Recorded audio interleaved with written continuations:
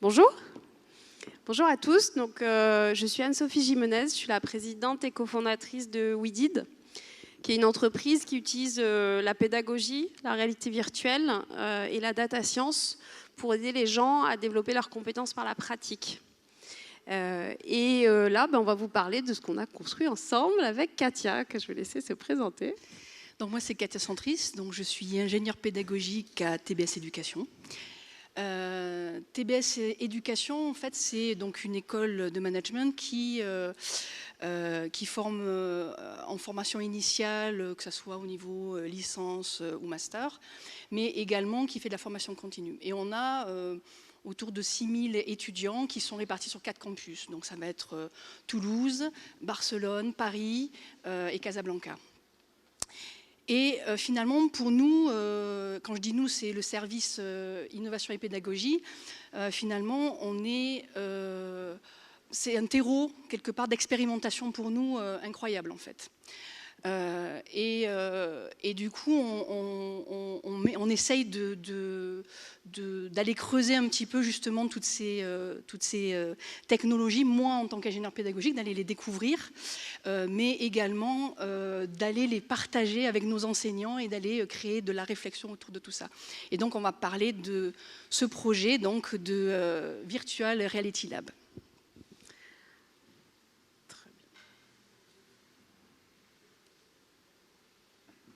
Alors, tu peux nous expliquer ce que c'est que cette expérimentation ?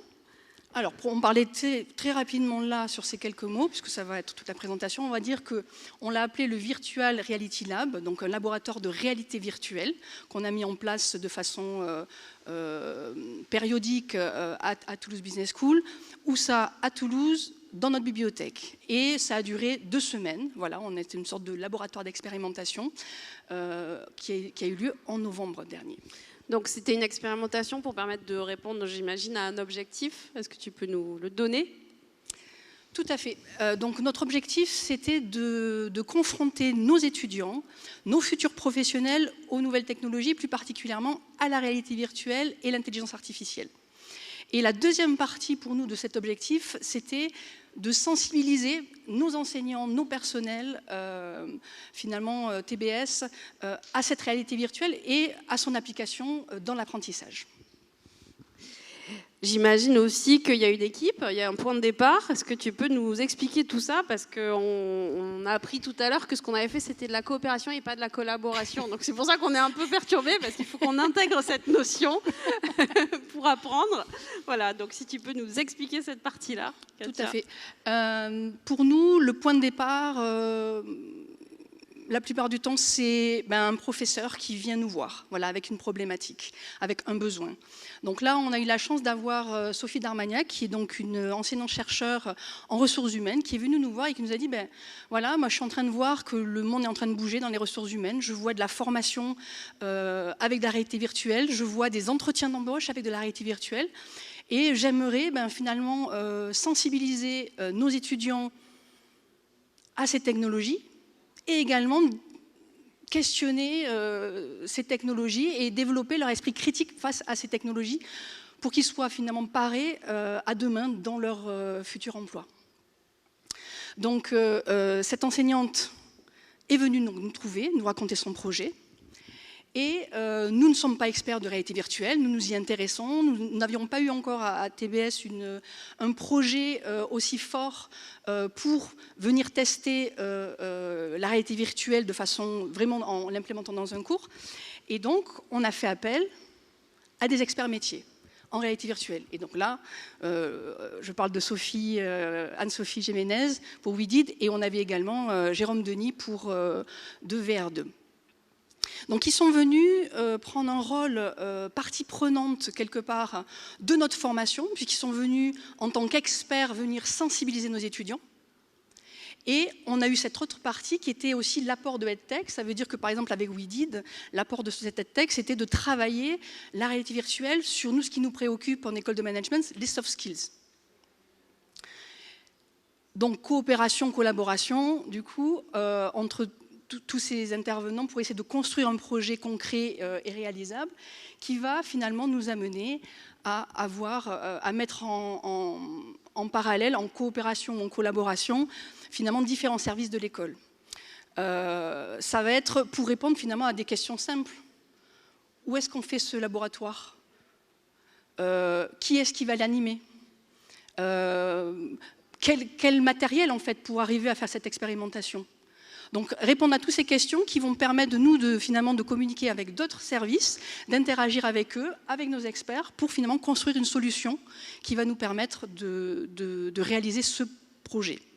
Je rajouterais que ça nous a permis aussi d'aller plus loin parce que là, vous allez le voir, mais en fait l'expérimentation, au début c'était pour 40 élèves et puis finalement on a touché bien plus que ça par la confrontation justement avec d'autres personnes, d'autres métiers qui nous ont dit que bah, moi aussi ça m'intéresse, moi aussi j'aimerais bien.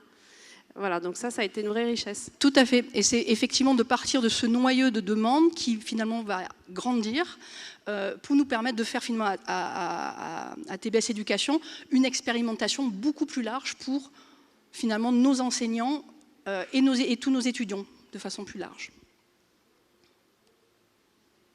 Alors, hop, je vais passer directement là. Donc, à l'intérieur, comme je vous l'ai dit, on va avoir donc cette expérimentation sur un module pour nous de nos étudiants de 3e année.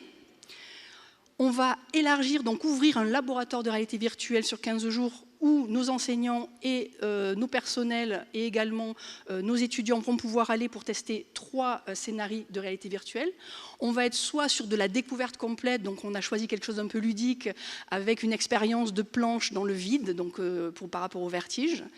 On va avoir après travaillé sur 2 autres expérimentations qui vont être plus liées à la formation. Au niveau de la formation, on va avoir une expérimentation sur la mise en eau d'une fontaine qui est beaucoup plus liée à l'industrie. Et après sur la partie soft skills avec justement la solution de WeDid qui est venue nous apporter par exemple quelque chose par rapport à la prise de parole en public. Et également, nous, on profite de ce terreau d'expérimentation pour aller un petit peu questionner nos enseignants. On a fait un atelier pédagogique qu'on appelle nos Learning Break.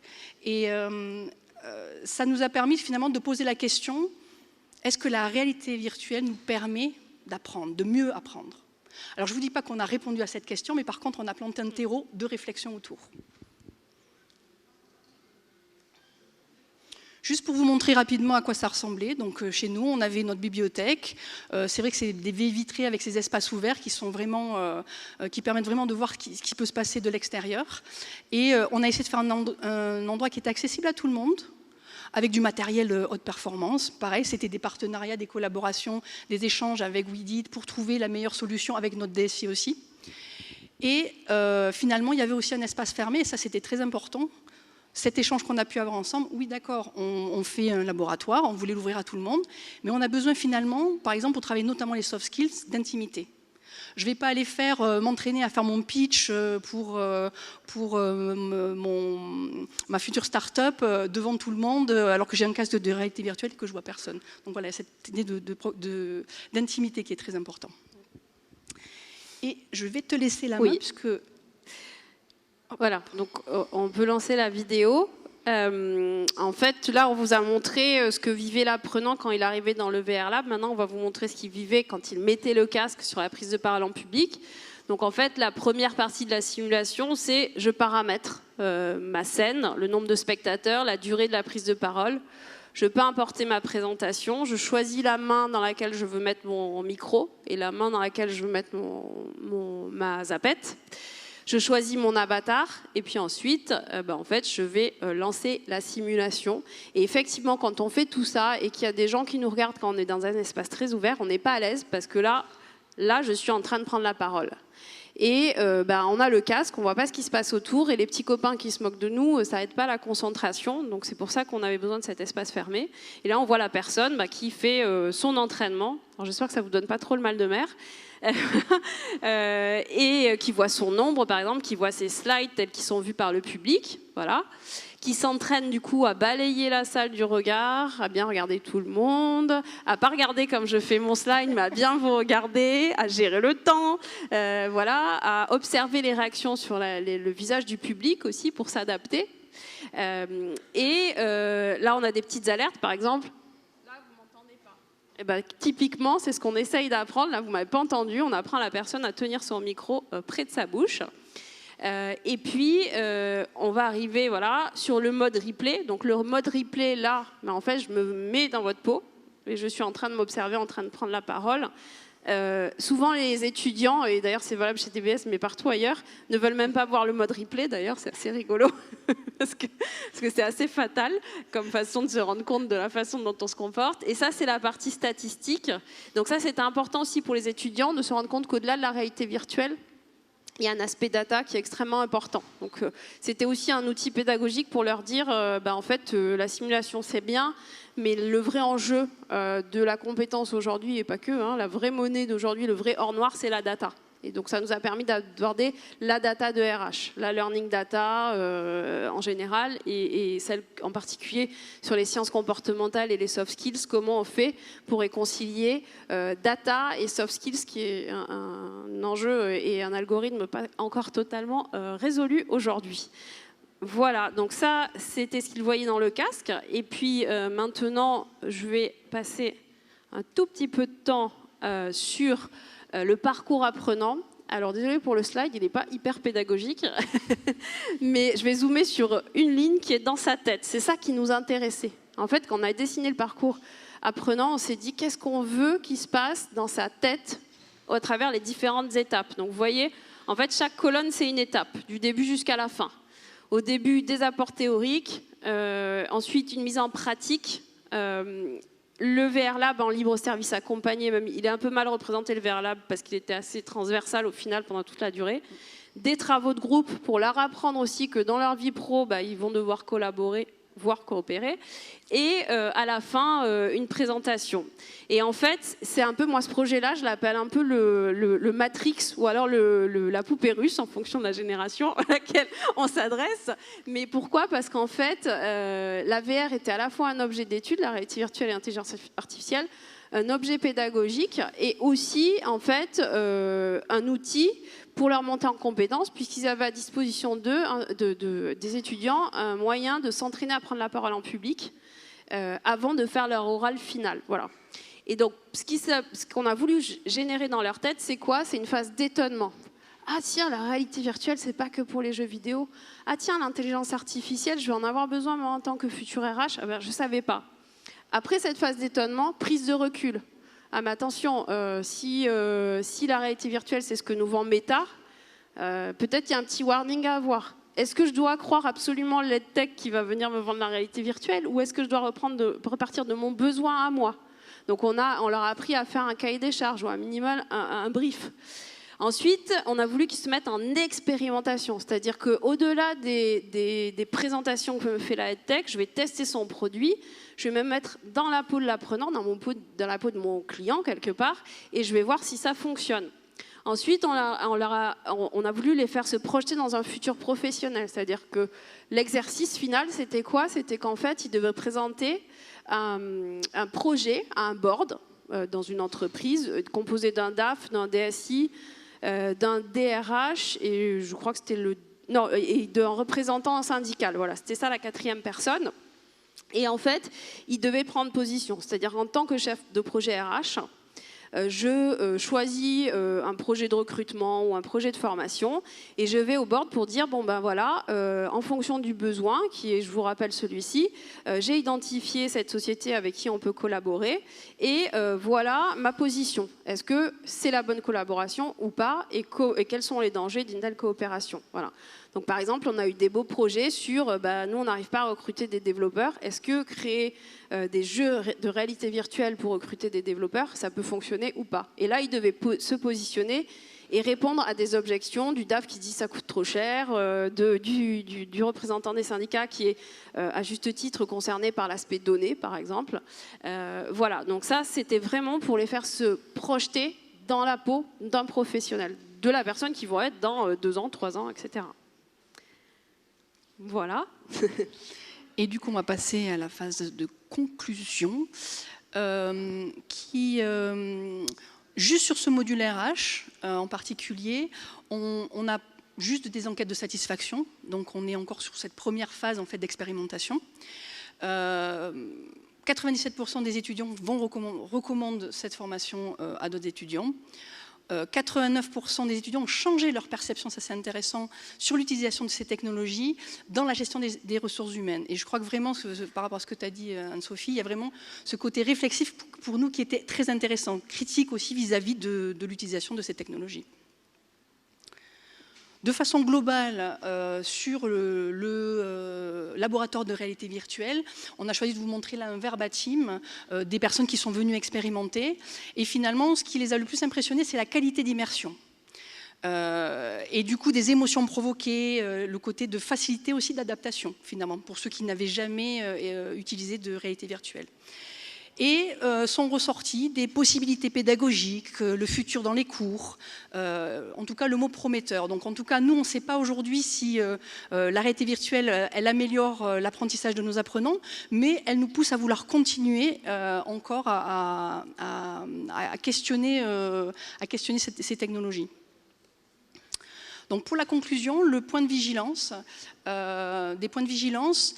Déjà, nous, voilà, on s'est lancé en ayant un cas d'usage très borné, très structuré. Et je pense qu'effectivement, juste tester la technologie pour la tester, ça n'a pas de sens. Et là, on avait vraiment quelque chose qui nous a permis d'avoir une base solide. On a remarqué un fort besoin de médiation de nos étudiants pour arriver quand même à les embarquer toujours sur ce genre de projet. Et aussi, comme vous l'avez vu, une équipe mixte, donc du coup, de savoir collaborer, faire appel finalement à différentes ressources dans nos services ou à l'extérieur, en fait, pour aller monter ce type de projet. Et sur les perspectives, je voudrais parler de cycle. On a fait un premier cycle d'expérimentation et on va passer à notre deuxième cycle d'expérimentation qui va s'agrandir un tout petit peu. Pour finalement, là, on avait juste remarqué un intérêt donc de la réalité virtuelle, un intérêt pédagogique. Maintenant, on va essayer de commencer à mesurer l'efficacité. Et on va essayer de mettre cette année, du coup on renouvelle ce cours-là, et on va essayer de mettre en place quelques indicateurs. Et ça nous ouvre aussi à finalement pérenniser ce laboratoire, déjà parce qu'on a de nouvelles demandes, on a des enseignants en marketing qui sont venus nous voir. Moi demain, j'aimerais bien tester, pourquoi pas, un cours dans le métaverse. Alors, on va voir on va pouvoir aller questionner, mettre des indicateurs pour voir qu'est-ce que ça vient apporter, qu'est-ce que ça vient enrichir ou pas de faire ces expérimentations-là. On a également notre incubateur, le Career Starter, qui voudrait expérimenter, par exemple, la solution de WeDid, enfin les deux solutions. Oui, sur l'entretien d'embauche, l'entraînement à l'entretien de recrutement, réussir son entretien d'embauche. Voilà. Et la prise de parole en public. Nous, c'est des start-upers, ils ont leurs idées, ils vont devoir les pitcher devant plein d'autres entreprises pour avoir des financeurs, etc. Donc voilà, est-ce que la réalité virtuelle va venir les aider là-dedans? Et nous, l'idée globale, en tout cas pour nous, en innovation et pédagogie, c'est finalement de pérenniser un laboratoire de réalité virtuelle à travers tout ça, de remettre des événements ponctuels justement sur cette réalité virtuelle, de pérenniser les usages et d'embarquer nos enseignants et nos étudiants dans cette expérimentation. Merci beaucoup. Merci.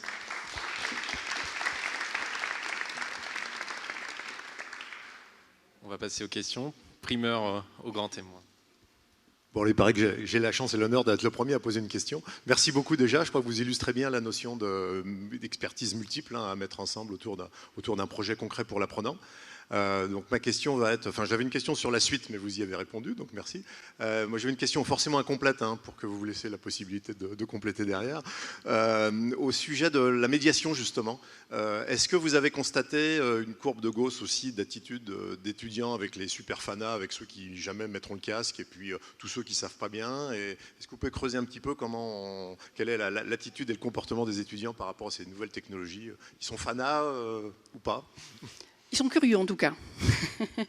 Ils sont curieux, par exemple, ils vont venir. J'ai vu des étudiants, donc ils venaient en groupe d'étudiants tester, et après il y avait ceux qui testaient et il y avait ceux qui regardaient et qui sont restés à regarder et qu'on n'a pas forcément réussi à embarquer pour venir tester. Donc ça, c'est vrai qu'effectivement, c'est pour ça qu'on est vraiment en train de travailler là-dessus sur ce côté-là, avec justement l'équipe de bibliothèque, qu'on va essayer vraiment d'embarquer dans tout un processus finalement d'animation, de création de fiches par rapport à nos scénarios, pour pouvoir vraiment trouver les meilleurs moyens d'accompagner. Et du coup, d'essayer d'engager ces étudiants, et peut-être que demain, si on leur explique peut-être mieux pourquoi c'est intéressant, ils viendront encore plus essayer. Mais on a eu énormément de gens qui sont venus, voilà, ils venaient essayer, et même ils venaient essayer un peu, là j'ai un exemple par exemple sur la planche par rapport au vertige, quelqu'un qui monte sur la planche, il n'a pas le vertige, il fait ça, il tombe, parce qu'en fait il n'a pas fait attention, et là il est ressorti avec une vraie sensation effectivement d'immersion, parce qu'il a eu la sensation de vraiment tomber dans le vide, quoi. Donc avec toutes les émotions que ça peut apporter. Donc du coup c'est très riche, et même finalement ceux qui pour cette première expérimentation ne sont pas venus voir, mais qui ont regardé, je trouve que ça va leur permettre peut-être, si on repropose justement d'autres expérimentations, de venir peut-être à l'approfondir encore un peu plus. Mais oui, peut-être pour répondre un peu plus largement, parce que donc ça c'est avec les étudiants de TBS, mais bon, on en fait plein des tests. Déjà, la grande chance qu'on avait, c'est cette possibilité de d'isoler l'étudiant, parce que ça c'est hyper important. Mais en retour, c'est-à-dire sur le mur extérieur, on avait le visuel de ce que voyait la personne dans le casque, ce qui attirait aussi les autres et ce qui permettait de se familiariser. Parce que souvent, en fait, la peur des gens, elle est liée à des choses qu'ils ont vécues avant, en réalité virtuelle, qui étaient peut-être de mauvaise qualité ou peut-être très traumatisantes. Voilà. Et là, par exemple, on est en train de déployer dans la mission locale de Lyon et à l'EPID sur une cible qui est complètement différente, qui sont les décrocheurs scolaires. Et je dis qu'elle est complètement différente, et en fait, pas tant que ça, dans l'attitude par rapport à la technologie. Et au final, nous, nos solutions, elles sont faites pour être autonomes. C'est-à-dire, j'arrive devant le matériel de VR, je lance mon expérience, je mets mon casque, et après, j'ai mon débriefing digital. Évidemment, c'est mieux quand il y a un coach après pour compléter, etc. Mais je peux quand même m'entraîner tout seul. Comme un vélo d'appartement, j'allais dire, il vaut mieux avoir un coach sportif à un moment, mais le vélo d'appartement est quand même bien pratique. C'est un peu la même idée. Et en fait, quand même aujourd'hui, on est sur ce que vous disiez tout à l'heure, il y a des early adopters, il y a des autres, et les autres, il faut quand même les accompagner. Par contre, une fois qu'ils sont dans l'immersion, là, on a des contenus, par exemple, sur la réparation de vélo, ça dure 45 minutes, et il reste les 45 minutes, et à la fin, ils nous disent « Quoi, 45 minutes ? Mais non, j'ai passé juste 10 minutes !» Donc, ça tend à se gommer, toute cette peur-là. Voilà. Mais c'est un vrai travail aujourd'hui d'onboarding. Ouais. C'est vrai qu'une fois qu'ils y sont, je vois certaines réactions, en fait, ils sont vraiment dedans. Moi, j'ai vu des personnes, justement, sur la prise de parole en public. On peut faire sortir des gens à un certain moment, donc pour faire réagir. Et je vois la personne commencer à être complètement décontenancée, en fait, par ce fait que quelqu'un est en train de sortir. Alors qu'en fait, physiquement, dans la réalité, il n'y a personne qui est en train de sortir de la salle. Juste d'autres questions ? Bonjour, déjà merci pour l'exposé. Alors j'ai une question un peu naïve. Vous avez parlé de pitch, d'entretien d'embauche, et c'est des situations où en fait le langage corporel des gens à qui on parle est hyper important. Donc je me doute que c'est un sujet complexe en réalité virtuelle. Mais voilà, je voulais savoir, est-ce que vous aviez même des idées ou des pistes sur comment intégrer du langage corporel d'un public sur des pitchs par exemple?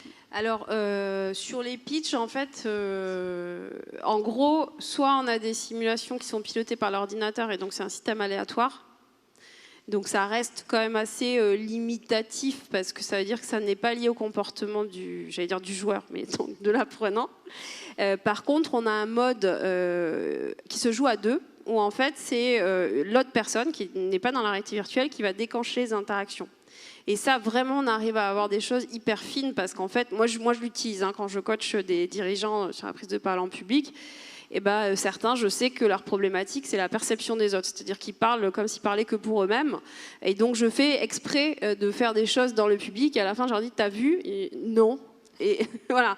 D'autres, ça va être comme dit Katia, c'est que dès qu'il y a un truc qui sort du schéma habituel, ils perdent leurs moyens. Une sonnerie de téléphone, quelqu'un. Voilà. Donc, on va dans cette finesse-là.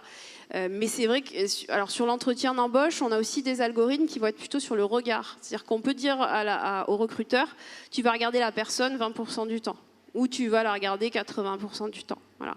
Tout ça, c'est des choses qu'on peut soit préprogrammer, soit on peut dire à l'apprenant, un peu comme dans un jeu vidéo, de choisir finalement son niveau de jeu, quoi. Quelque part, c'est ça. Voilà, c'est ce qu'on fait. qu'il y avait d'autres mains levées pour d'autres questions. Ouais. Bonjour Yannick. J'ai envie de faire le lien avec l'intervention précédente sur la coopération. Est-ce que justement dans vos retours d'expérience, cette dimension de l'apprenant qui travaille seul, mais dont le retour d'expérience dans ce qu'il fait, dans ce qu'il vit, peut servir aux autres qui participent à la situation de formation, non pas qui sont témoins simples à l'extérieur, mais qui, eux, après, vont aussi rentrer avec le casque. Est-ce que vous avez creusé cette dimension qu'on peut apprendre via les autres, avec les autres, même en étant tout seul sous le casque? Alors, je ne sais pas si on a creusé encore ce point-là. On a plus constaté, effectivement, en fait, on n'a pas mis encore sur cette première expérimentation d'indicateurs forts pour essayer d'aller creuser ces points-là.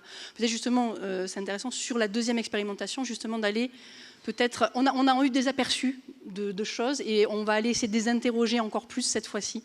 Et donc, votre question est tout à fait à propos pour nous aujourd'hui. Est-ce qu'il y a d'autres questions? On a le temps pour une dernière.